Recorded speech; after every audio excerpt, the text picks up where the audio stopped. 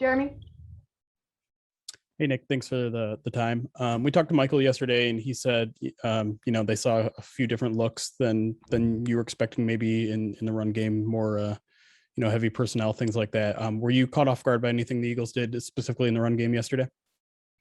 I mean, I think at the end of the day, the job is the job. I mean, no matter what anybody throws at us, personnel wise, we have a job to do, and our job is to get that job done. So I know they had some personnel that we really didn't rep in practice a lot, but at the end of the day, we have to get in the defense and defend it. So that's just on us.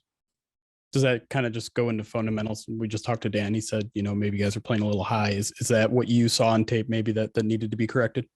It was good. I mean, we were all playing high across the board. I take part in that. Had some plays that I was high on fundamentally, but at the end of the day, that's something that can be fixed. I know Coach Campbell put us in those opportunities in practice to fix it. So have full confidence and faith that he will. Thank you. Thanks, Jeremy. Justin?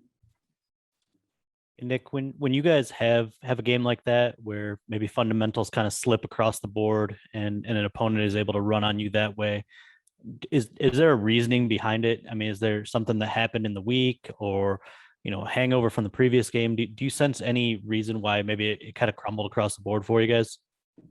I mean, I think we just as a unit, as a group, we just have to become more consistent in our play. We were in LA the week before that, and they couldn't run it at all.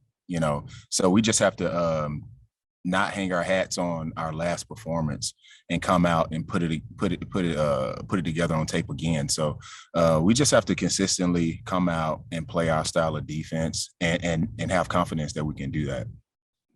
Is the bye week after a game like that a good thing or a bad thing in terms of wanting to come back and correct it right away?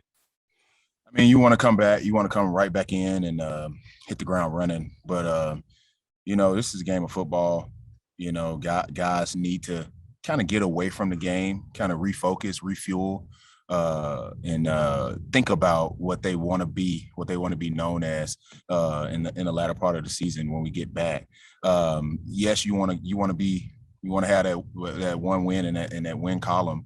So I mean, it's kind of give and take. You want to hit the ground running, but yet again, you want to give guys their time and so they can kind of cool out, chill out, refocus on what's important. Thanks, Nick. Thanks, Justin. All right, we good? Larry Lage. Oh, I can't hear you, Larry.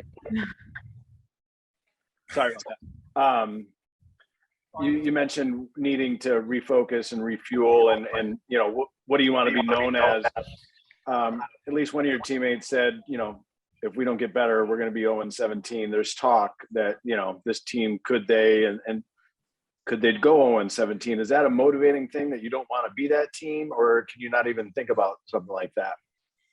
I don't think that far down the road. This is football. Anything can happen any Sunday. I'm just focused on getting better at what I need to get better at.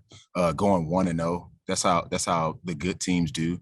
They try to focus on going 1-0. They don't think about what's going to happen at the end of the season and what could be. They just think about getting better that week and going 1-0. So that's the only thing we're really focused on, and we got to get that done.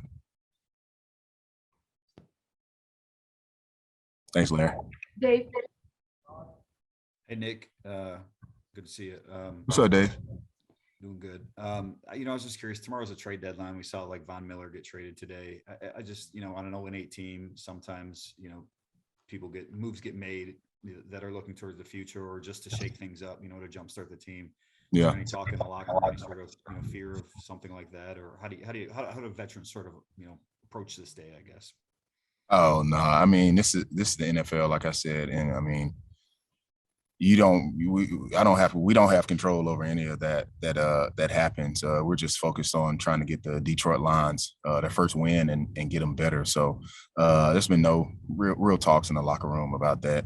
That's not something that we focus on as a group, you know. So that's just is what it is. It's something we can't control. Just in general, you know, I think a lot of people from afar, they see 0-8 and they wonder how you can, you know, keep it together, right?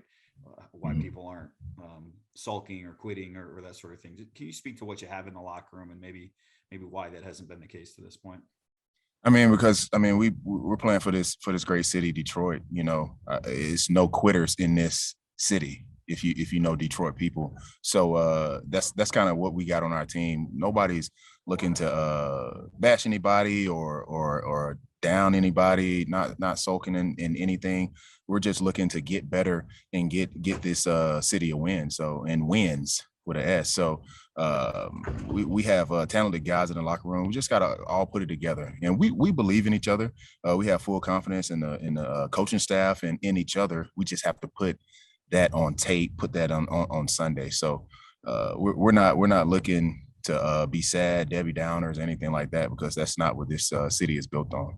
And last thing I have for you, Dan talked a little bit about, you know, just being better in the face of adversity. I mean, you guys have, after some of your toughest losses this year, you guys have had some of your worst performances the next week. So how do you just, you know, collectively, I guess, be better when something like that happens?